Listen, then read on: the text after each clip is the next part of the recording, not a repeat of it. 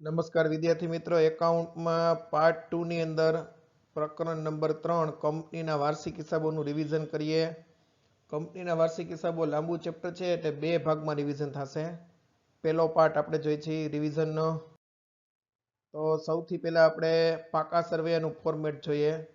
તો પાકા સર્વેના ફોર્મેટની અંદર હેડિંગમાં આવશે વિગત, નોંધ નંબર, રકમ રૂપિયા બે વખત આવશે. હવે પાકા સર્વેની અંદર મુખ્યત્વે ત્રણ વસ્તુ દર્શાવવામાં આવશે. પહેલા તો આપણે જે પાકા સર્વેના બે ભાગ પડે છે એ જોઈએ છીએ.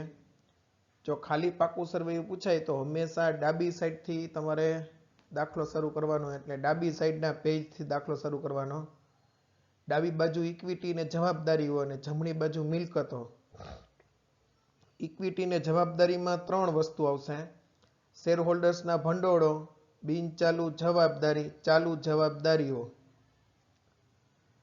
પછી શેર હોલ્ડર્સના ભંડોળોની અંદર મૂડી અનામત બે વસ્તુ આવશે, એટલે શેર મૂડી અને અનામત અને વધારો. બિનચાલુ જવાબદારીઓમાં ત્રણ વસ્તુ આવશે: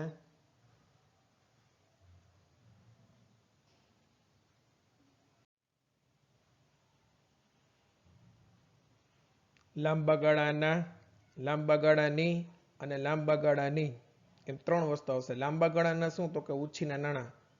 અન્ય લાંબા ગાળાની તો કે જવાબદારીઓ. લાંબા ગાળાની તો કે જોગવાઈઓ. એટલે એમાં તમારે ત્રણ વસ્તુ યાદ રાખવાની: લાંબા ગાળાના, લાંબા ગાળાની અને લાંબા ગાળાની. લાંબા ગાળાના ઉછીના નાણાં, અન્ય લાંબા ગાળાની જવાબદારીઓ, લાંબા ગાળાની જોગવાઈઓ. બસ આટલું જ તમારે યાદ રાખવાનું છે. ફરીથી, પાકા સર્વેની ડાબી બાજુ છે એને ઇક્વિટી ને જવાબદારી કહેવાય, જેને આપણે મૂડી દેવા પણ કહીએ છીએ. એમાં ત્રણ મુખ્ય વસ્તુ આવશે: શેર હોલ્ડર્સના ભંડોળો, બિનચાલુ જવાબદારી, ચાલુ જવાબદારીઓ. ફરીથી, શેર હોલ્ડર્સના ભંડોળો, બિનચાલુ જવાબદારી, ચાલુ જવાબદારીઓ. શેર હોલ્ડર્સના ભંડોળો એટલે મૂડી પ્લસ અનામત. મૂડી એટલે શેર મૂડી, અનામત એટલે અનામત અને વધારો. પછી બિનચાલુ જવાબદારીમાં ત્રણ આવશે: લાંબા ગાળાના, લાંબા ગાળાની અને લાંબા ગાળાની. લાંબા ગાળાના ઉછીના નાણાં, અન્ય લાંબા ગાળાની જવાબદારીઓ, લાંબા ગાળાની જોગવાઈઓ. હવે ચાલુ જવાબદારીઓ તમને આના પરથી ફટાફટ આવડી જશે. અહીંયા લાંબા ગાળાના ઉછીના નાણાં, તો અહીંયા આવશે ટૂંકા ગાળાના ઉછીના નાણાં. અહીંયા એક જ વધારાની વસ્તુ આવશે: વેપારી દેવા, જેમાં લેણદારોને દેવી હુંડી આવે. પછી અન્ય લાંબા ગાળાની જવાબદારી, તો અહીંયા આવશે અન્ય ચાલુ જવાબદારીઓ. લાંબા ગાળાની જોગવાઈઓ, તો અહીંયા આવશે ટૂંકા ગાળાની જોગવાઈઓ. ઓકે. હવે એની સામે તમારે રકમ આ રીતના દર્શાવવાનું થશે: આ શેર હોલ્ડર્સના ભંડોળો થયા, એ બેનો સરવાળો અહીંયા બીજા રકમ રૂપિયાના ખાનામાં આવે. આ બિનચાલુ જવાબદારીઓ ત્રણેય થઈ, એનો સરવાળો અહીંયા બીજા રકમ રૂપિયાના ખાનામાં આવે. આ ચાલુ જવાબદારીઓ ચારે ચાર થઈ, એનો સરવાળો અહીંયા બાજુમાં આવે. પછી સળંગ લીટી આવે, પાછી સળંગ લીટી આવે. અને કુલ ઇક્વિટી ને જવાબદારીઓ રકમ રૂપિયાના બીજા ખાનામાં આ રીતે લખવામાં આવે. તો આ થયું પાકા સર્વેનું ફોર્મેટ. ડાબી સાઈડનું ઇક્વિટી ને જવાબદારીઓનું. હવે જમણી સાઈડનું આપણે ફોર્મેટ જોઈએ, મિલકતો. તો એમાં તમારે હેડિંગમાં કાંઈ નહીં લખવાનું. વિગત, નોંધ નંબર, રકમ રૂપિયા એવું નહીં લખવાનું. ખાલી એ પ્રમાણે તમારે ઊભા લીટા ડ્રો કરી નાખવાના. હવે મિલકતોની અંદર ખાસ યાદ રાખજો, આપણે એક સૂત્ર યાદ રાખવાનું છે: રોમા લે, રોકડ, લોન, અન્ય. આ સૂત્ર તમારે યાદ રાખવાનું છે: રોમા લે, રોકડ, લોન, અન્ય. શેના માટે યાદ રાખવાનું છે? તો મિલકતોની અંદર બે પ્રકારની મિલકતો આવશે: બિનચાલુ મિલકતો અને ચાલુ મિલકતો. એમાં ચાલુ મિલકતો માટે તમારે સૂત્ર યાદ રાખવાનું છે: રોમા લે, રોકડ, લોન, અન્ય. એમાં રો એટલે રોકાણો, એટલે ચાલુ રોકાણો. મા એટલે માલ સામગ્રી. લે એટલે વેપારી લેણા. રોકડ એટલે રોકડ, રોકડ અને રોકડ સમકક્ષ. લોન એટલે લોન. ચાલુ મિલકત છે એટલે ટૂંકા ગાળાની આવે. ટૂંકા ગાળાની લોન અને ધિરાણ, કારણ કે લીધેલી લોન નથી એટલે ધિરાણ શબ્દ લખવો પડે. ધીરેલી લોન છે. અન્ય એટલે અન્ય, અન્ય ચાલુ મિલકતો. ફરીથી રોમાં લે રોકડ લોન અન્ય, એમાં રો એટલે રોકાણો એટલે ચાલુ રોકાણો, મા એટલે માલ સામગ્રી, લે એટલે વેપારી લેણા, રોકડ એટલે રોકડ, રોકડ અને રોકડ સમકક્ષ, લોન એટલે લોન ટૂંકા ગાળાની લોન અને ધિરાણ, અન્ય એટલે અન્ય ચાલુ મિલકતો. હવે આના ઉપરથી બિન ચાલુ મિલકતો આવી જશે. કેવી રીતના? તો અન્ય ચાલુ મિલકતો છે અહીંયા નીચેથી લેવાનો, તો અહીંયા આવશે અન્ય બિન ચાલુ મિલકતો. પછી ટૂંકા ગાળાની લોન ને ધિરાણ છે તો અહીંયા આવશે લાંબા ગાળાની લોન ને ધિરાણ. પછી રોકડ રોકડ સમકક્ષ ને વેપારી લેણા ને માલ સામગ્રી, એમાં લાંબુ ટૂંકું ન હોય એટલે હવે ચાલુ રોકાણો, તો અહીંયા આવશે બિન ચાલુ રોકાણો. અને બિન ચાલુ મિલકતોમાં તમે જાણો છો સૌથી પહેલા આવે કાયમી મિલકતો, જેમાં બે પ્રકારની હોય, દ્રશ્ય અને અદ્રશ્ય. ઓકે, એની રકમ અહીંયા 5 આઈટમ થશે. 5 નો સરવાળો બાજુના ખાનામાં, અહીંયા 6 આઈટમ થશે એટલે 6 નો સરવાળો અહીંયા બાજુના ખાનામાં. પછી આ રીતે સળંગ લીટી, પાછી સળંગ લીટી, કુલ મિલકતો એનો સરવાળો રકમ રૂપિયાના બીજા ખાનામાં. ઓકે, ક્લિયર બધાને? પાકું સરવૈયું?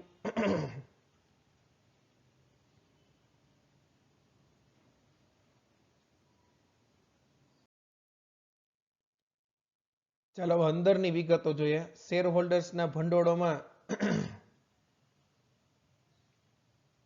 શેર મૂડી છે, એમાં જોઈએ આપણે તો ઇક્વિટી શેર મૂડી, પ્રેફરન્સ શેર મૂડી અને શેર જપ્તી, આ 3 વસ્તુ આવે. અને જો મળવા બાકી હપ્તા આવે ને તો એ બાદ થાય એટલે કાઉન્સમાં.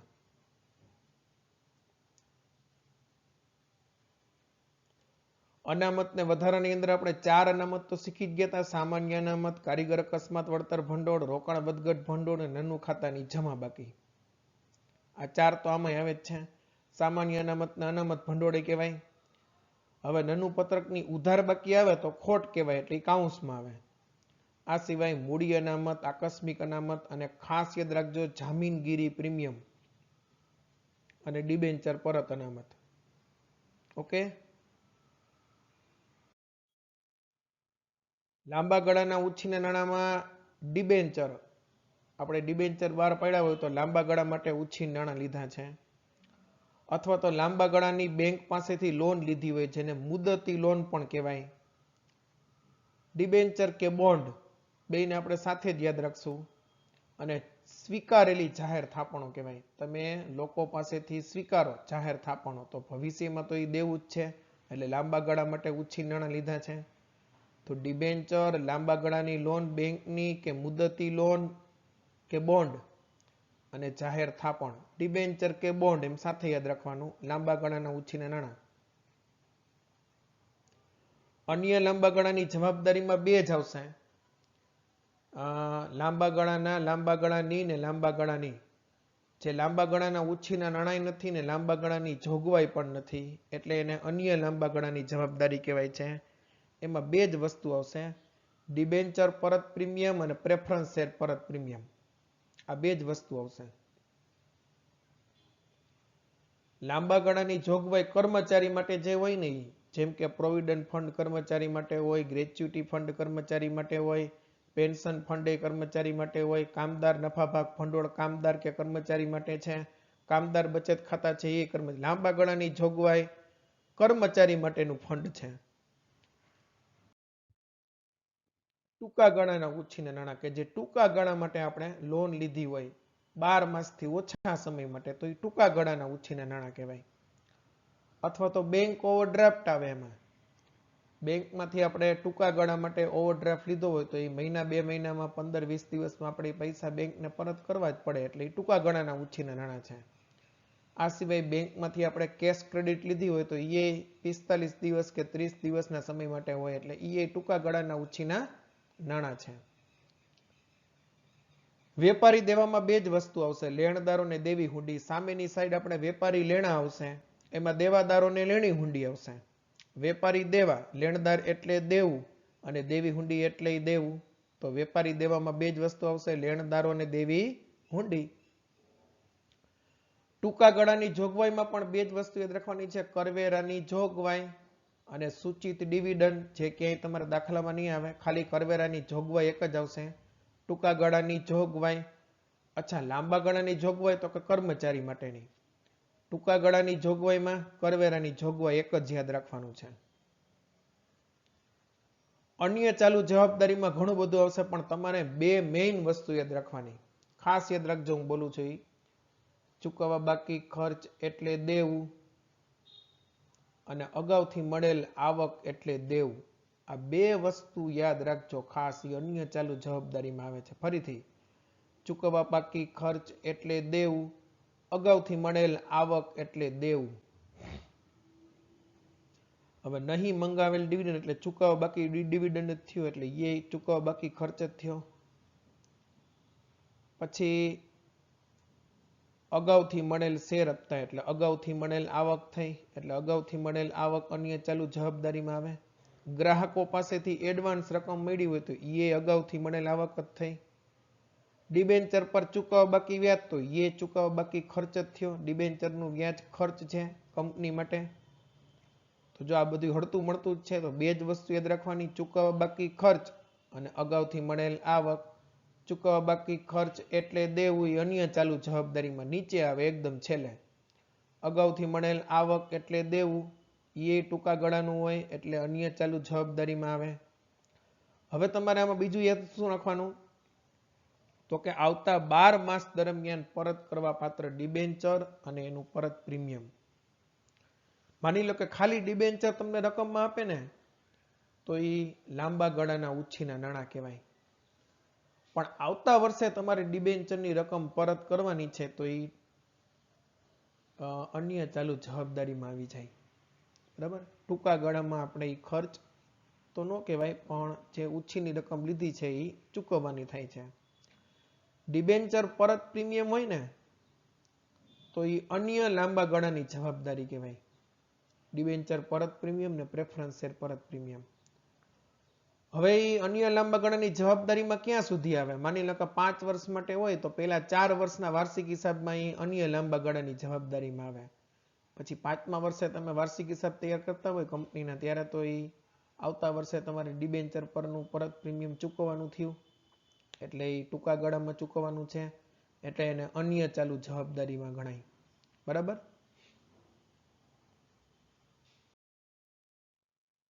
ચાલો મિલકતોમાં જોઈએ તો કાયમી દ્રશ્ય મિલકતો તમને ખબર જ છે, જમીન, મકાન, પ્લાન્ટ, યંત્રો, ફર્નિચર, ફિક્સર્સ, વાહનો, સાધન સરંજામ ને ભાડા પટ્ટેની મિલકત.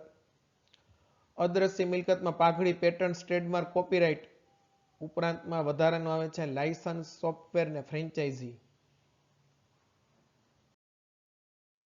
બિનચાલુ રોકાણો, પાછળ રોકાણ શબ્દ આવતો હોય ને એટલે એ બિનચાલુ રોકાણોમાં આવે. જેમ કે પ્રોવિડન્ટ ફંડના રોકાણો, પાછળ રોકાણ શબ્દ આવ્યો.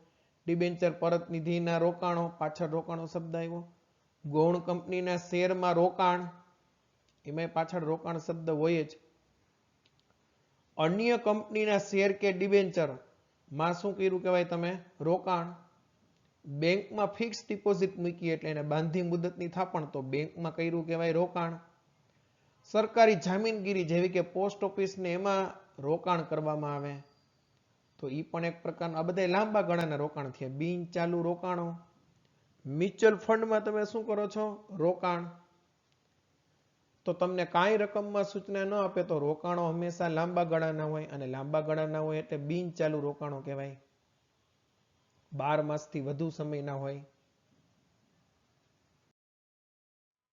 લાંબા ગાળાની લોન ને ધિરાણમાં ડિપોઝિટ શબ્દ યાદ રાખવાનો. લાંબા ગાળાની લોન ને ધિરાણમાં deposit, custom deposit, telephone deposit, electric deposit. આ સિવાય કંપનીનો કોઈ પરમેનન્ટ કર્મચારી હોય તો એ લાંબા સમય સુધી કામ કરવાનો હોય, એટલા માટે એ કર્મચારીને આપણે લાંબા ગાળા માટે જો લોન ધિરાણ કરી હોય, આપેલી લોન કહેવાય, જે 12 માસથી વધુ સમયની. કોને આપીએ આપણે, તો કે જે કર્મચારી કંપનીમાં લાંબા સમયથી કામ કરતો હોય ને હજી કરવાનું જ હોય, તો આપેલી લોન એટલે લાંબા ગાળાની લોન અને ધિરાણ 12 માસથી વધુ સમય માટે હોય તો. બાકી ડિપોઝિટ યાદ રાખવાનું ખાસ, custom deposit, telephone deposit, electricity deposit, કોઈ પણ પ્રકારની ડિપોઝિટ આવે એટલે લાંબા ગાળાની લોન અને ધિરાણ. અન્ય બિનચાલુ મિલકતો. હવે ખાસ યાદ રાખજો, અન્ય બિનચાલુ મિલકતોમાં 3 વસ્તુ આવશે. અવાસ્તવિક મિલકત કહેવાય આને, કે જે છે લાંબા ગાળાની પણ અન્ય મિલકત છે. કારણ કે ખરેખર મિલકત નથી એટલે એને અવાસ્તવિક મિલકત કહેવાય. આપણે પ્રવેશ નિવૃત્તિથી ભણતા આવીએ છીએ. અવાસ્તવિક મિલકતમાં તમે 2 તો ભણી જ ગયા છો, જાહેરાત ઝુંબેશ ખર્ચ અને સંશોધન અને વિકાસ ખર્ચ. આ 2 અવાસ્તવિક મિલકત છે. હવે આપણે પાર્ટ 2 ડિબેન્ચર ભણી ગયા છીએ એટલે આપણને ખબર છે કે ડિબેન્ચરનો વટાવ છે એ પણ અવાસ્તવિક મિલકત છે. તો ડિબેન્ચર, વટાવ, જાહેરાત ઝુંબેશ ખર્ચ, સંશોધન અને વિકાસ ખર્ચ, આ ત્રણેય અન્ય બિનચાલુ મિલકતો કહેવાય. જે અવાસ્તવિક મિલકત છે, જે ચોક્કસ સમયગાળાને અંતે માંડી વાળવામાં આવે છે. 5 વર્ષ 7 વર્ષ માટે માંડી વાળવામાં આવે છે. તો માની લો કે 5 વર્ષ માટે અવાસ્તવિક મિલકત હોય, 5 વર્ષના સમયગાળા દરમિયાન માંડી વાળવાની હોય, તો પેલા 4 વર્ષના વાર્ષિક હિસાબ માટે એ અન્ય બિનચાલુ મિલકતોમાં આવે.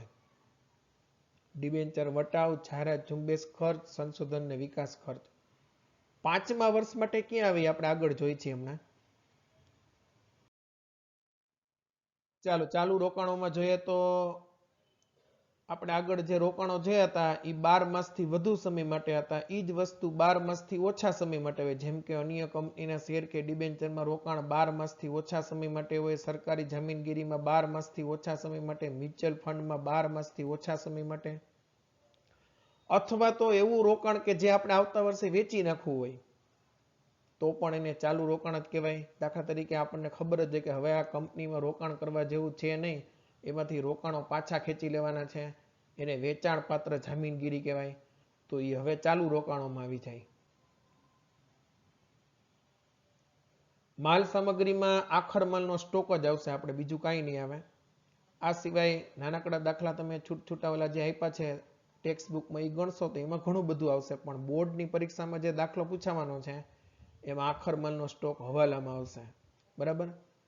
તો કાચા માલનો સ્ટોક, અર્ધ તૈયાર માલનો સ્ટોક, તૈયાર માલનો સ્ટોક, વેપાર માટેનો સ્ટોક, આ બધી માલ સામગ્રી કહેવાય. છૂટા ભાગો પણ માલ સામગ્રી કહેવાય. છૂટા ઓજારો પણ માલ સામગ્રી કહેવાય. વપરાશી સ્ટોર્સ અને માર્ગમાં માલ હોય રસ્તામાં તો એ પણ માલ સામગ્રીમાં સમાવેશ થાય. આપણે તો આખર માલનો સ્ટોક જ આવશે, એક જ.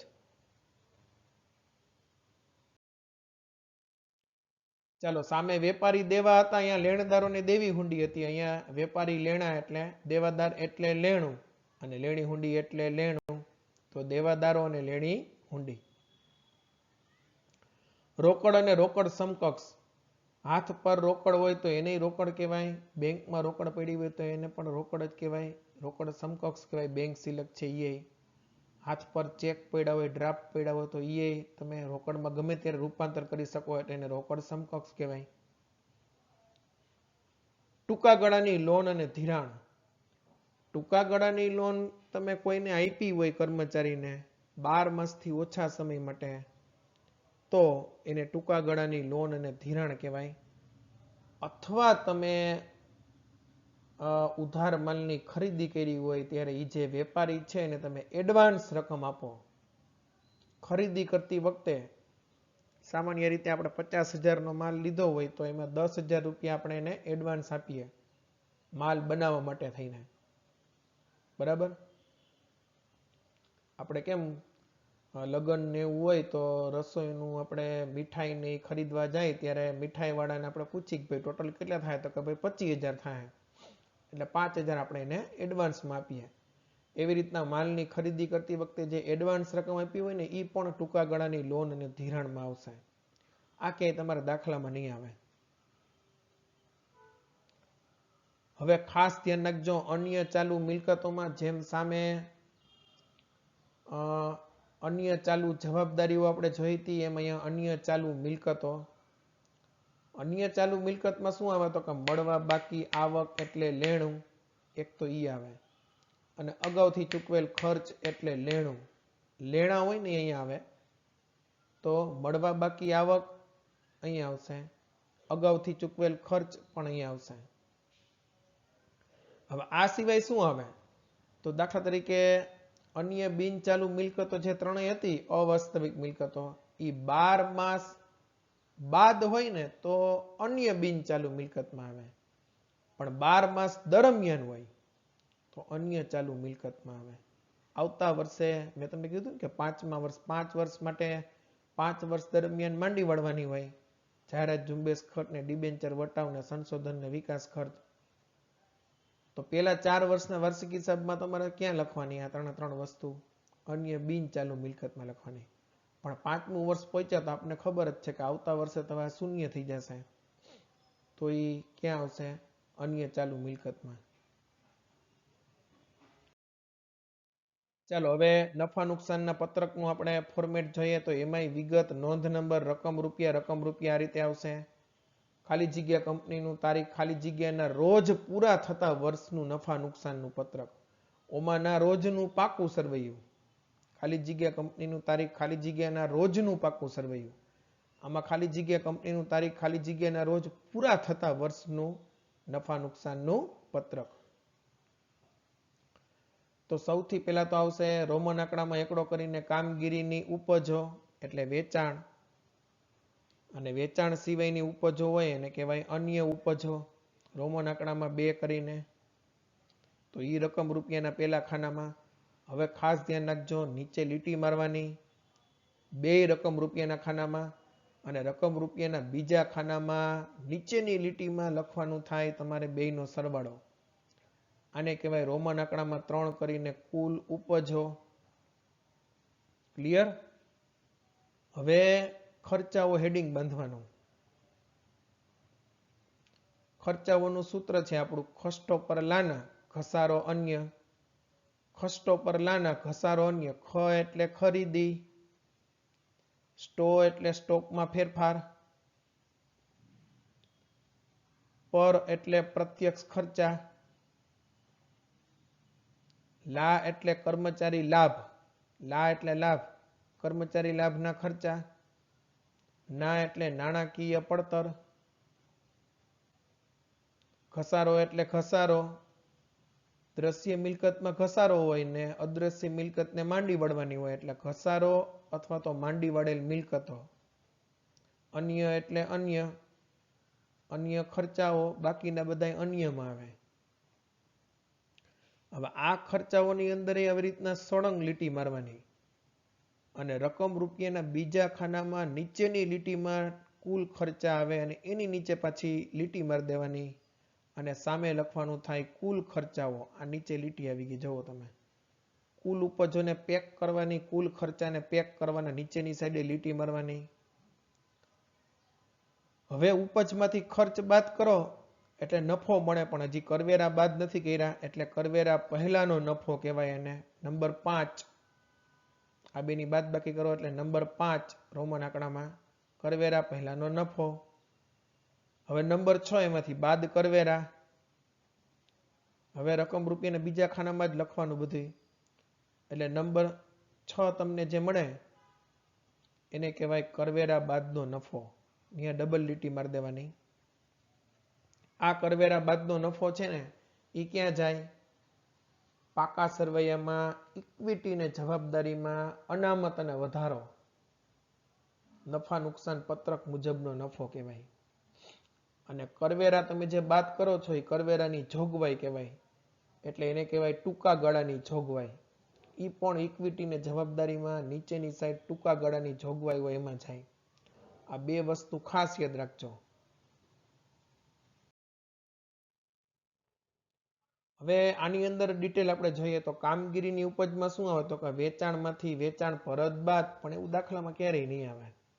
અન્ય ઉપજો ખાસ યાદ રાખો, કોઈ પણ પ્રકારની અન્ય ઉપજ હોય ને એ અન્ય આવક હોય ને અન્ય ઉપજની અંદર આવે. જેમ કે મળેલ વ્યાજ, મળેલ ડિવિડન્ડ, ઘાલખાત પરત, મિલકત વેચતા નફો, લાભ કે ઉપજ હોય ને અન્ય ઉપજની અંદર જ આવે, વેચાણ સિવાયની. ચોખ્ખી ખરીદીમાં ખરીદી માઇનસ ખરીદ પરત, એ ખરીદ પરત આપણે ક્યારેય નહીં આવે. બરાબર? સ્ટોકમાં ફેરફારનું ખાસ યાદ રાખજો, શરૂ સ્ટોક માઇનસ આખર સ્ટોક. સ્ટોકમાં ફેરફાર એટલે શું આવશે? શરૂ સ્ટોક માઇનસ આખર સ્ટોક, એ આવશે જ દાખલામાં. પ્રત્યક્ષ ખર્ચા એટલે વેપાર ખાતામાં આપણે ઉધાર બાજુ જે ખર્ચા લખતા એ બધા આવે.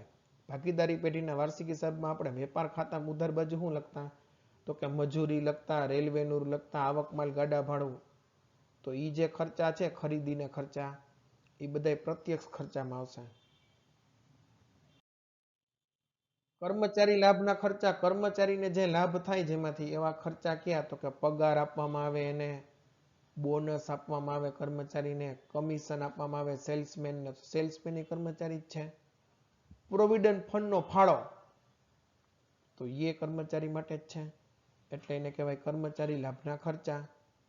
નાણાકીય પડતર એટલે ધંધામાં નાણાં આવે ને બદલામાં જે ખર્ચ ચૂકવવામાં આવે એને નાણાકીય ખર્ચ કહેવાય. દાખલા તરીકે ડિબેન્ચર બહાર પાડો કે બોન્ડ બહાર પાડો તો ધંધામાં નાણાં આવ્યા, બદલામાં તમારે શું ચૂકવવું પડે છે? ડિબેન્ચર કે બોન્ડનું વ્યાજ ચૂકવવું પડે છે, એટલે ખર્ચ થયો, નાણાકીય ખર્ચ કહેવાય. જાહેર થાપણો તમે ગામ પાસેથી લઈને સ્વીકારો તો ધંધામાં નાણાં આવ્યા, બદલામાં તમારે શું ચૂકવવું પડે? વ્યાજ. બેંકમાંથી તમે ઓવરડ્રાફ્ટ લ્યો તો ધંધામાં નાણાં આવ્યા, બદલામાં શું ચૂકવવું પડે? વ્યાજ. આ સિવાય કોઈની પાસેથી તમે ટૂંકા ગાળાની લોન લીધી તો બદલામાં શું ચૂકવવું પડે? વ્યાજ. ધંધામાં નાણાં આવે એના બદલે જે ખર્ચ ચૂકવાય એને વ્યાજ કહેવાય. તો એ નાણાકીય ખર્ચ છે, નાણાકીય પડતર છે. ઘસારો, કાયમી મિલકતનો ઘસારો ઘસારાની અંદર આવશે. આ સિવાય માંડી વળેલ ખર્ચાઓ, જેમાં અદ્રશ્ય મિલકત માંડી વળવામાં આવે, જેમ કે પાઘડી, પેટર્ન, ટ્રેડમાર્ક, કોપીરાઇટ માંડી વળવામાં આવે, અથવા તો અવાસ્તવિક મિલકત માંડી વળવામાં આવે, જેમ કે માંડી વળેલ ડિબેન્ચરનો વટાવ, માંડી વળેલ જાહેરાત ઝુંબેશ ખર્ચ, માંડી વળેલ સંશોધન અને વિકાસ ખર્ચ, એ ક્યાંય નહીં આવે આપણે. બાકીના જે ખર્ચા વધ્યા એ બધા અન્ય ખર્ચામાં જાય, જેમ કે પગાર સિવાયના અન્ય વહીવટી ખર્ચા, તાર, ટપાલ, સ્ટેશનરી, ભાડું, ઓડિટ ફી, ઓફિસ અને વહીવટી ખર્ચ બધાય. બરાબર. સેલ્સમેનને કમિશન આપો એના સિવાયના તમામ વેચાણ ખર્ચા, વેચાણ વિતરણ ખર્ચા, એ બધા અન્ય ખર્ચામાં આવે. અને ઘાલખાદ નુકસાન છે તો એ અન્ય ખર્ચમાં આવે.